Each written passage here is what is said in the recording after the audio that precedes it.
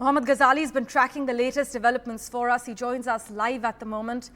Ghazali, the BRICS foreign ministers meeting, the G7 summit in Italy, the US National Security Advisors visit, the SEO summit. I think it's fair to say it's a packed diplomatic schedule and a busy few weeks of reporting ahead for you.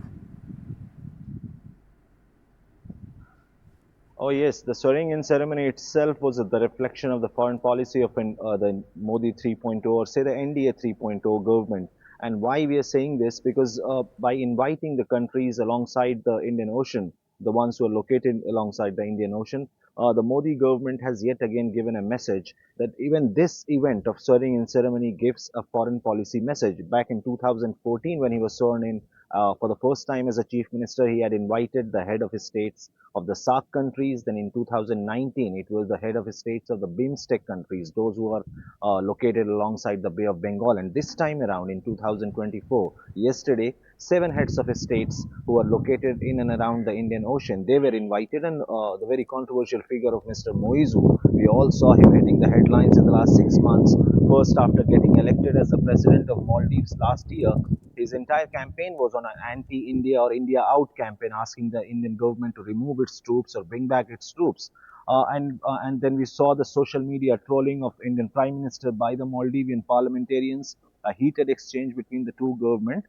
And then Maldivian tourism taking a hit as Indians on the social media started trending to boycott Maldives as a tourist destination. But things started getting back on track last month when Maldivian foreign minister came and met the Indian External Affairs Minister, Mr. Jaishankar.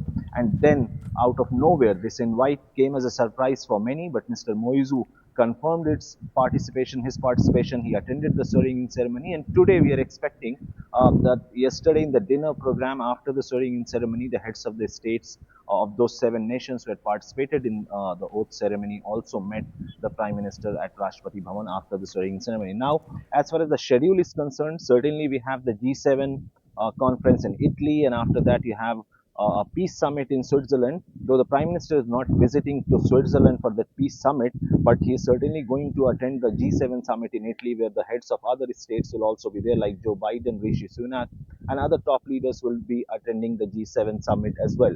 And after that, you have, as you rightly mentioned, you have ASEAN summit, you have SEO summit, you have BRICS.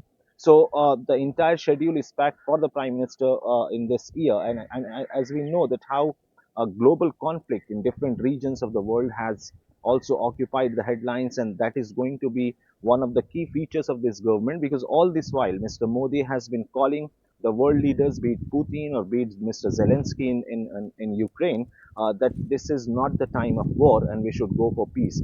We are seeing the crisis in Middle East also expanding for the last 7 months. So amid all this, India's role is very important.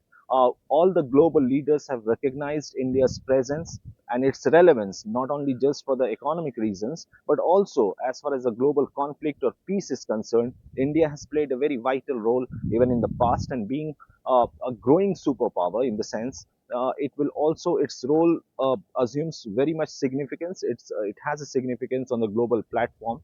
So that will be a point to keenly watch out for in this term of Mr. Narendra Modi. As always, Ghazali, thank you so much for joining us and breaking down the details for us.